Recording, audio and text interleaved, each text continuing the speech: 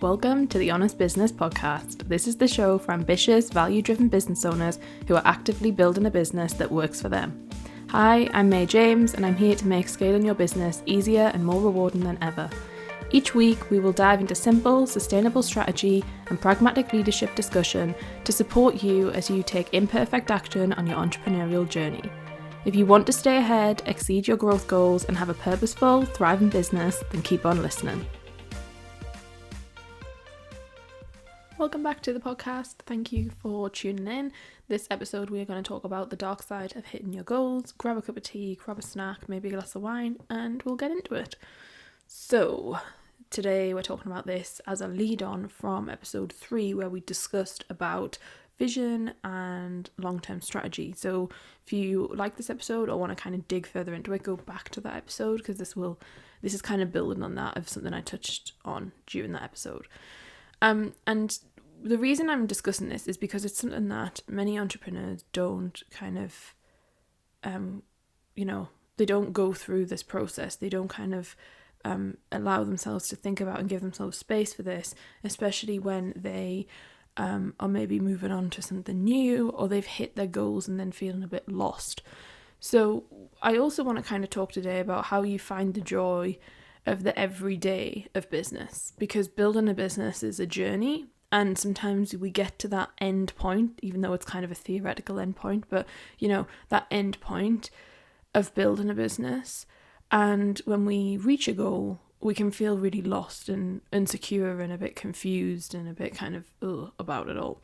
So the first thing I want to ask you today is, are you feeling unsatisfied even though you have your dream business? Like, are you feeling that kind of just low sense of, this was not what I'd kind of thought was going to happen? Because you can feel like that. And, you can get at this point where you just think, this is not as exciting, as satisfying, as life-changing as I thought it might be. And if that's you, then let's feel into it. And it's okay for you to feel like that because many, many, many other people do.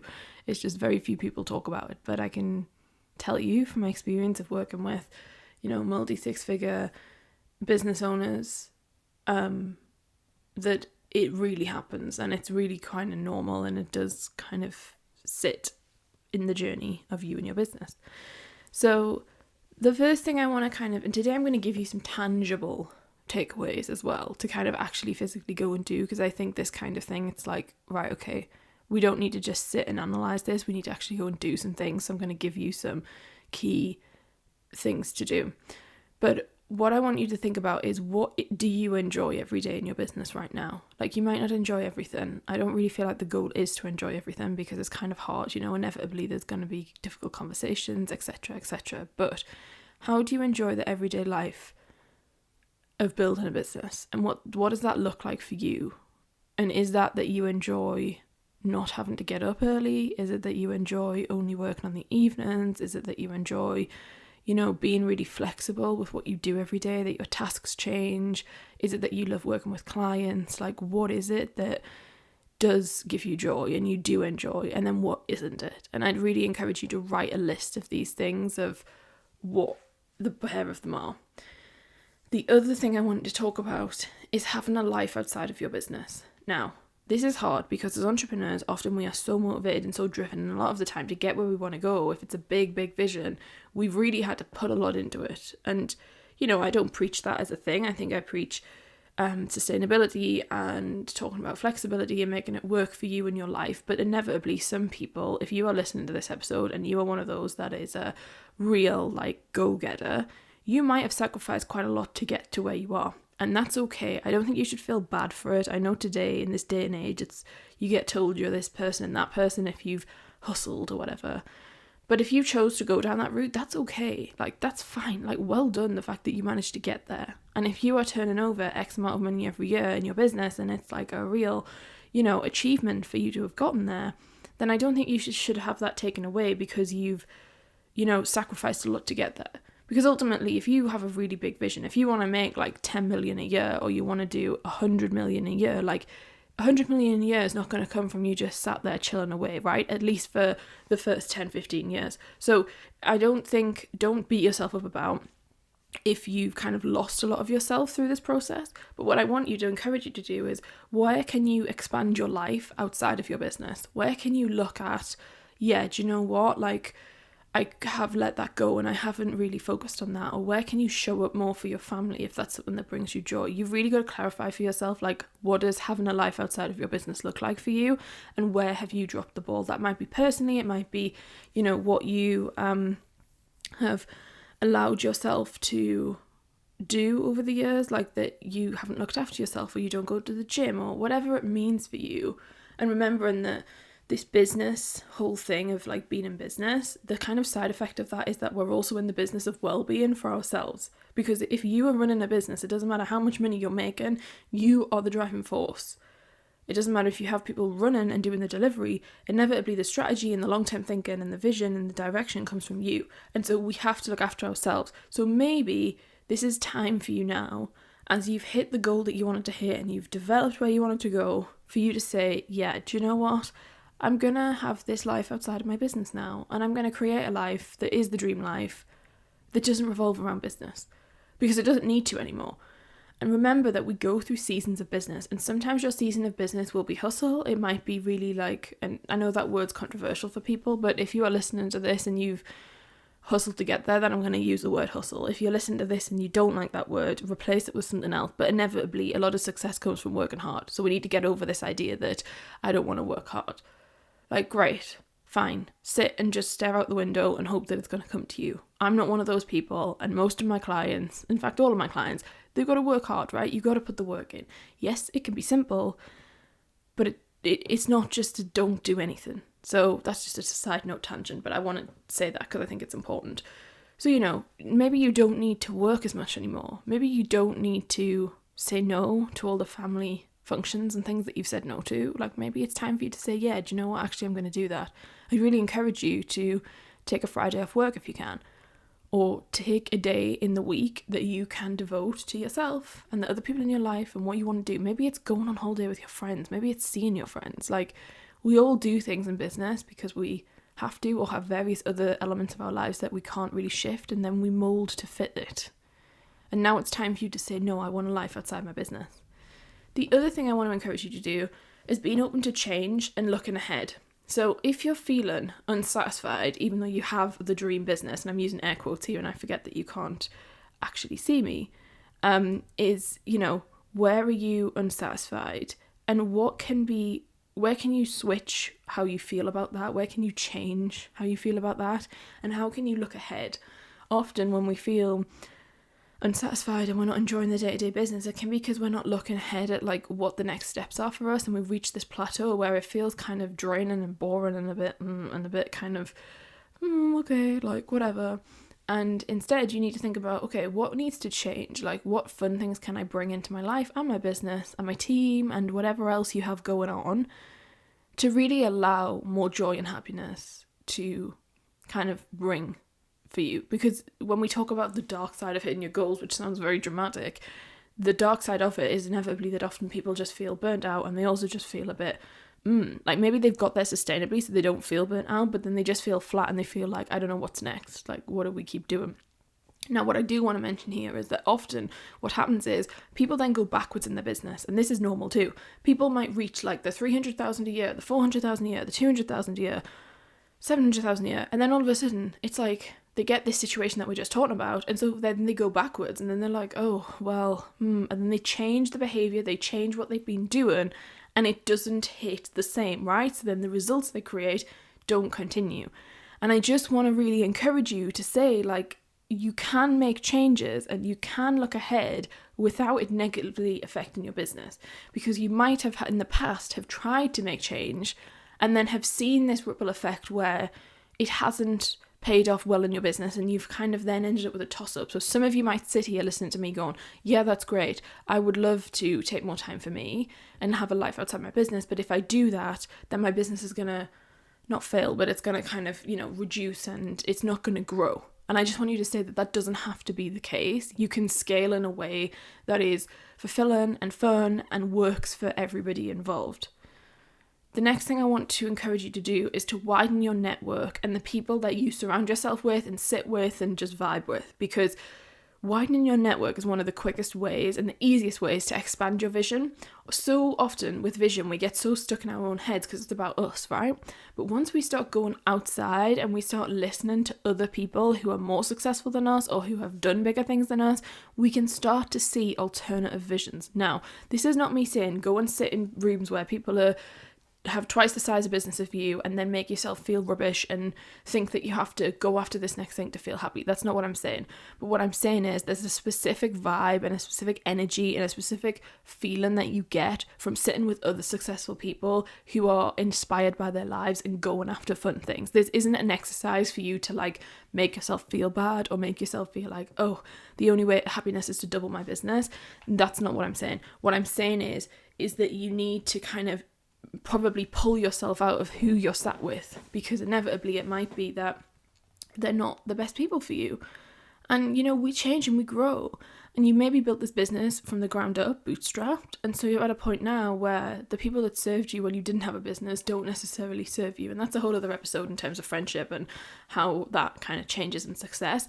But I just would encourage you to widen your network, whether that's joining a mastermind, whether that's joining some kind of network, club, membership type thing that is for certain types of individuals, whatever that is. Change who you are surrounding yourself with and whose messages that you are like listening to.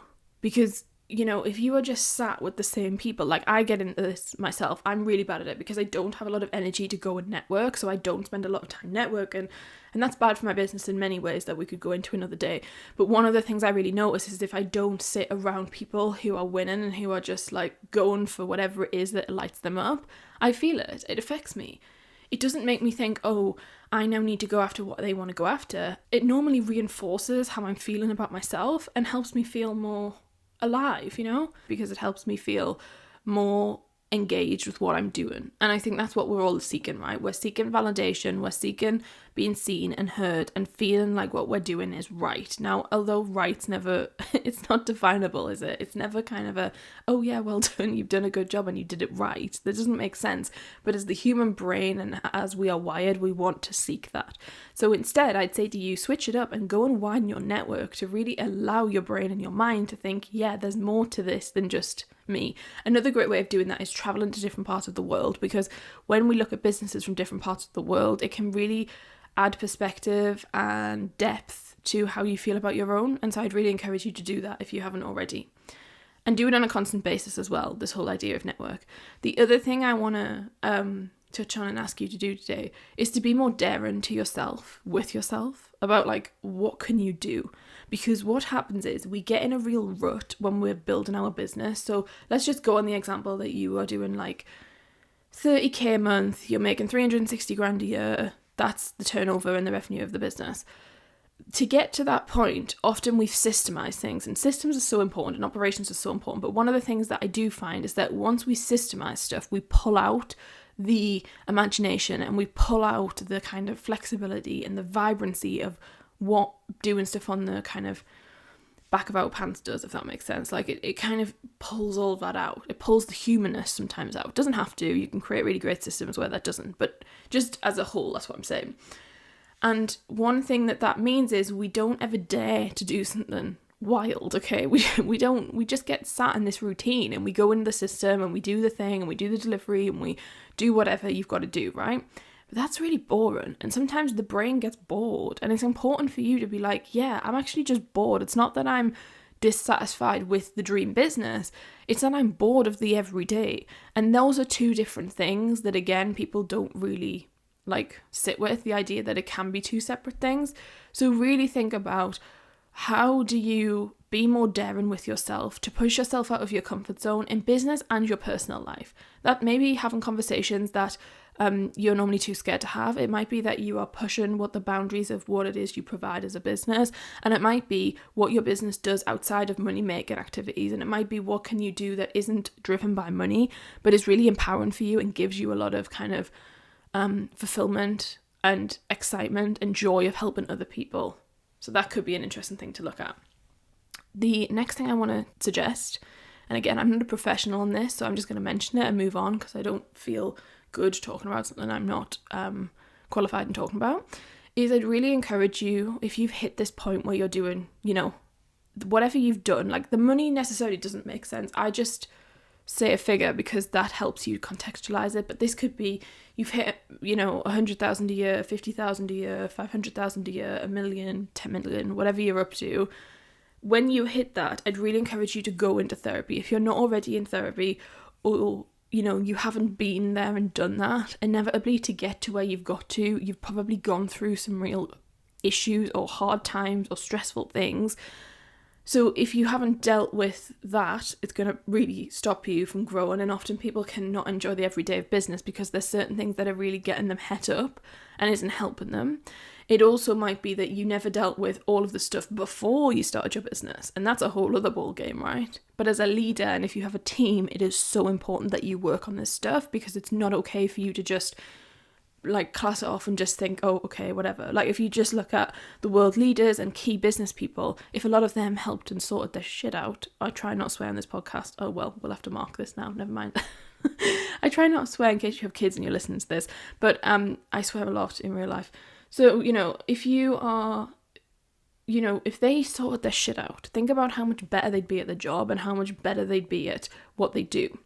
A lot of this comes down to core emotional intelligence and also dealing with trauma and past issues and etc, etc. As I said, I'm not going to go into it because it's not my place to kind of elaborate on all the possible situations that might be you. But what I just want to say to you is suggestive. Do you need to go into therapy? Do you need to go and find someone who can really help you dig into this personal stuff? Because inevitably that will help your business long term and your vision and enjoying the everyday life of it.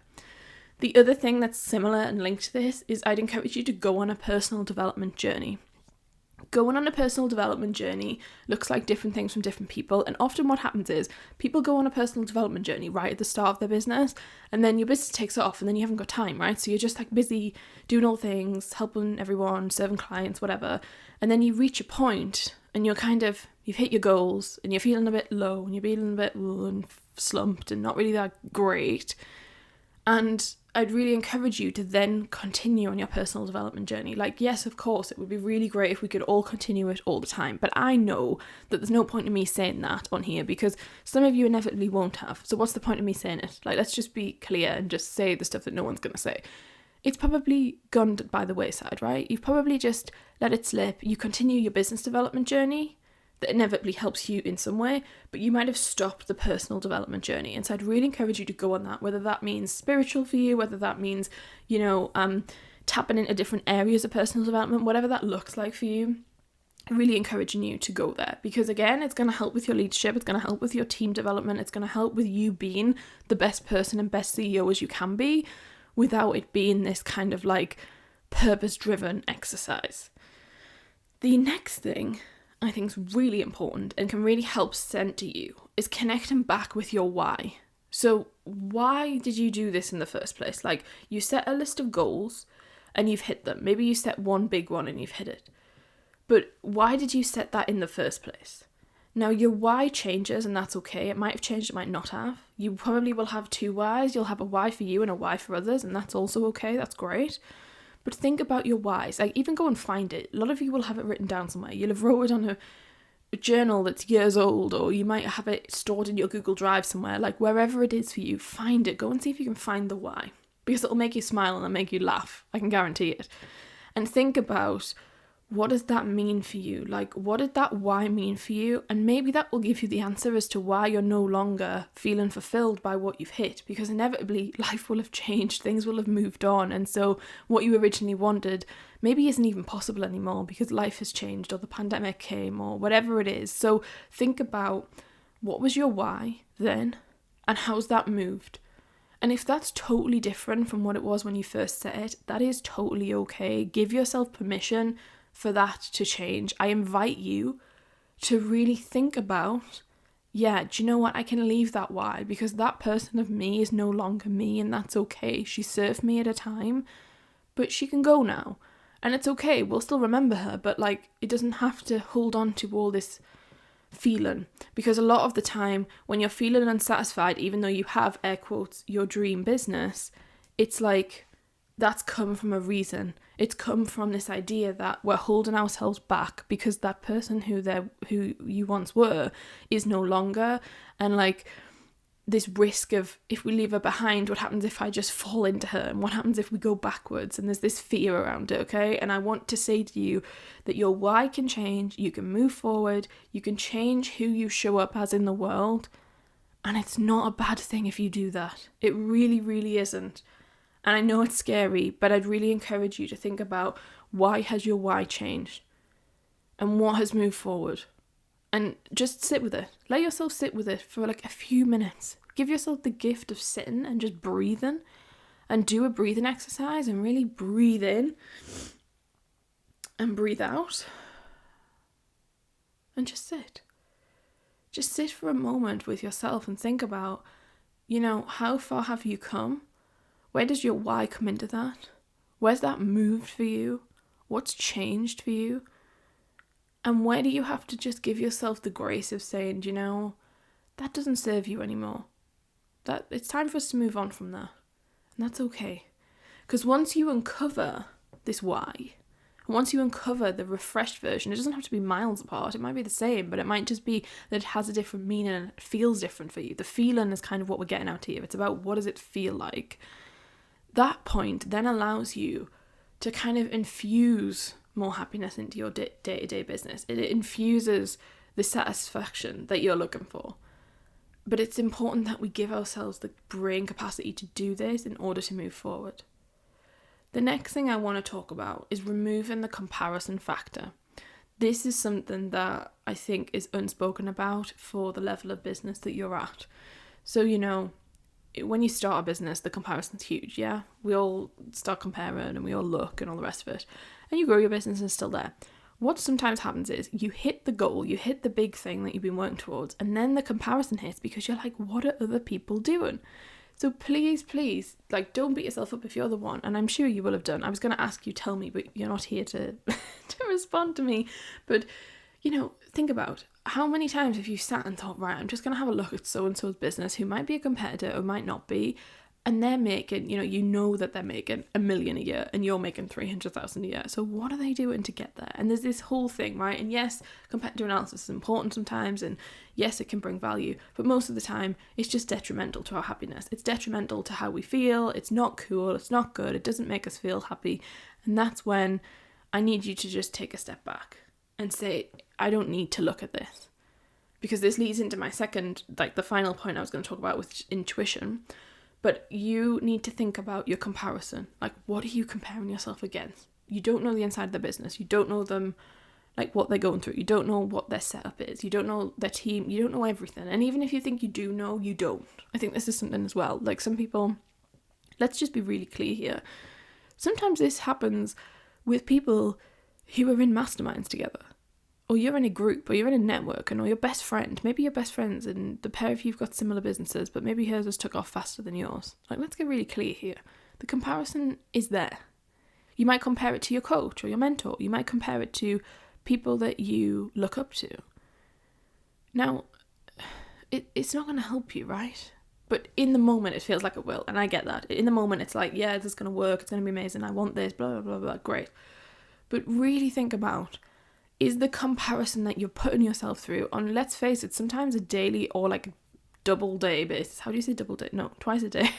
Oh, goodness me. Not double day, twice a day. A twice a day basis of oh, you're just comparing everything. Because if you're comparing stuff, you're going to feel really not great with hitting your goals. I can guarantee that now. If you are someone who's sat there looking at what everyone else is doing, it's not going to feel good for you. It really isn't. And yes, that's hard, and yes, it can feel difficult, but I just want to say to you why are you comparing? Because the reason why you're comparing is probably the thing that you're missing in your business. And this idea that there's not enough, that's often one of the biggest things that comes up for clients. I've had that a lot, where people think, I've hit this goal, but if I want to double that, then it's going to take double the amount of work. That's not true. That really isn't true, but a lot of people feel that. And so they think, oh, it's double the work. I don't know if I've got it in me to do that. But then they go and say, well, so-and-so has 3 times the size business, so she must have the capacity to do that. Even though you don't know the whole context of how you're even going to get there. And so it doesn't work because you just keep thinking that you make assumptions about people, and it's not fair, right? It's not fair. We just naturally as humans make assumptions about people that often are very unfair because they're not true. But that doesn't stop us from doing them. But the one thing I want you to think about is, this idea of there not being enough. Let's just use that example. That can be in terms of leads, it can be in terms of money, it can be in terms of time. Time's a big one. It's all a kind of social construct to some degree of who has what and who can do what and all the rest of it. So think about, what is it for you? Because we just get wrapped up in this comparison, and it's not about anyone else. It's no one else's business. And it's not really any of your business to be looking at someone else's business either.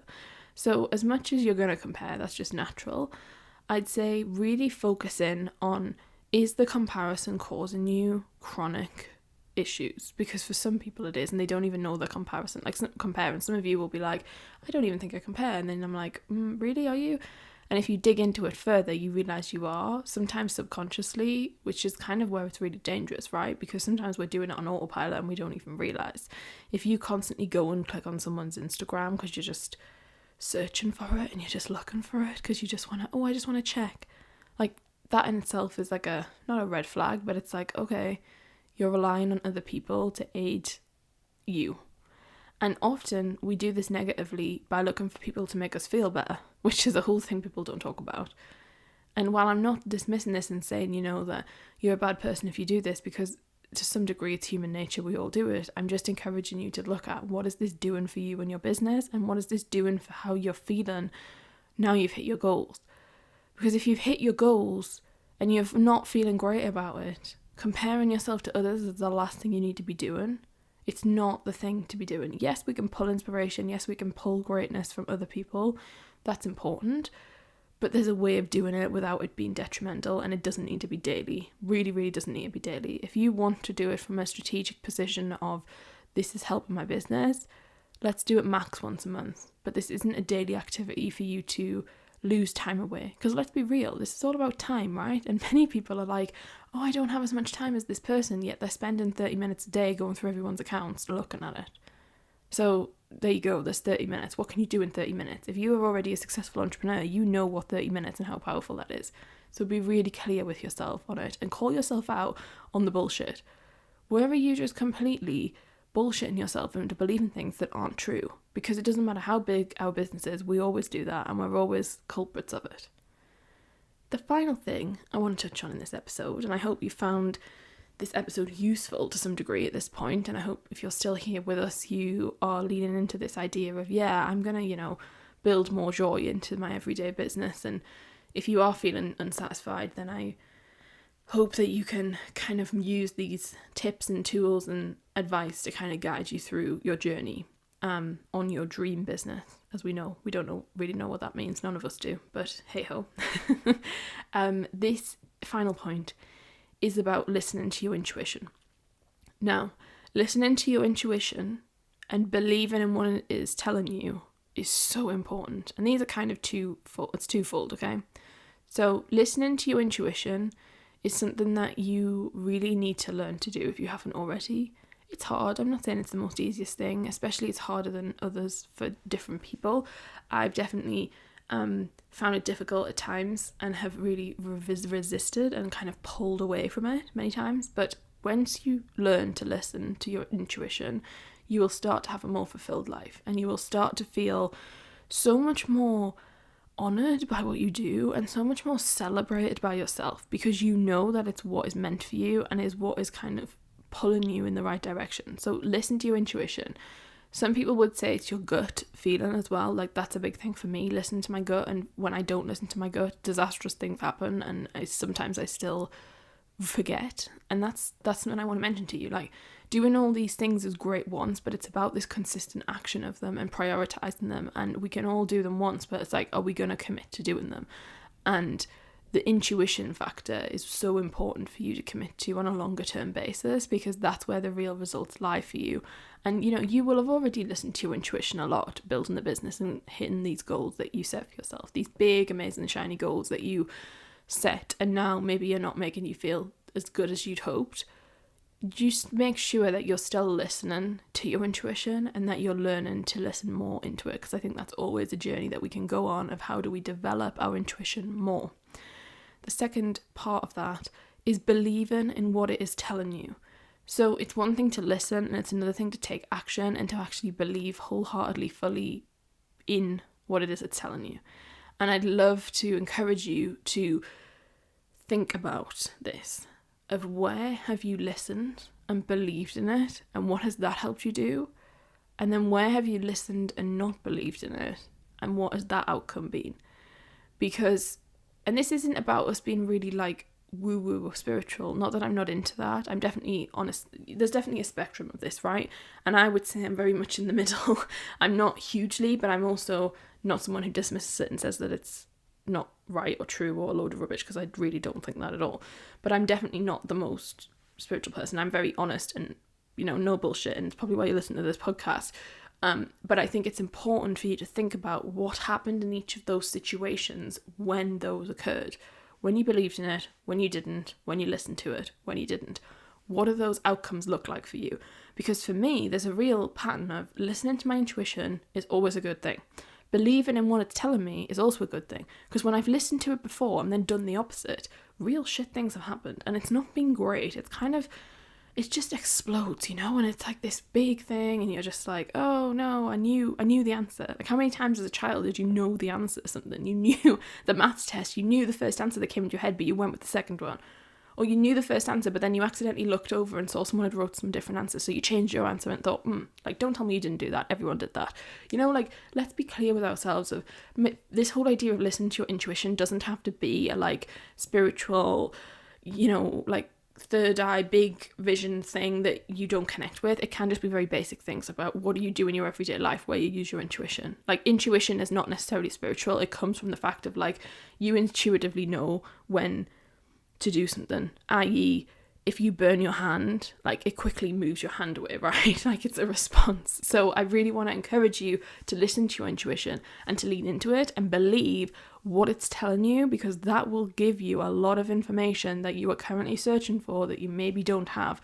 And if you dismiss your intuition, it doesn't matter if you do all the things above, I truly believe that you will feel lacking in your business. You'll feel unsatisfied. And this whole idea of a dream business comes from us setting expectations and things that we expect for ourselves, but often we're not even allowing ourselves to think about what do we truly want. And your intuition can really feed you that, and can feed the internalness of, yeah, do you know, me as a person, as a being, as a soul, as a spirit, this is what I was meant for. Because depending on how much you believe into this, right, it's about, like, we are just bodies and the soul's in there. So if you want true happiness, it might be that you need to go into that further and look at, you know, what does that mean for me on a really deep level?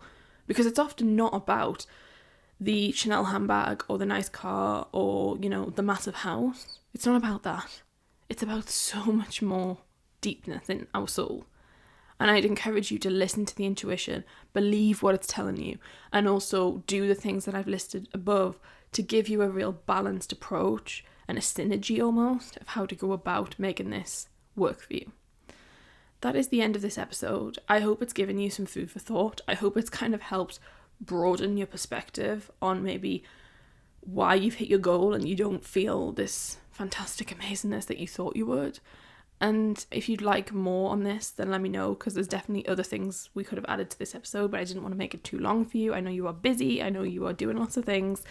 Feel free to connect with me on this and let me know your thoughts. Tag me on social at may.james_, or you can drop me a DM as well. Love to chat to you. But I will look forward to continuing the conversation off the podcast, and I will speak to you soon in the next episode. Take care. Bye. Thanks for listening to the Honest Business Podcast. If you enjoyed today's episode, make sure that you are subscribed. And if you'd like to support the podcast, please share it with others and leave a rating and review. To catch up with all the latest from me, you can follow me on Instagram at may.james_, where I share the raw, uncut, behind the scenes reality of what running multiple businesses every day truly looks like. As always, links and any resources that were mentioned in the episode will be in the show notes below. That's all for this episode, and I look forward to seeing you next time.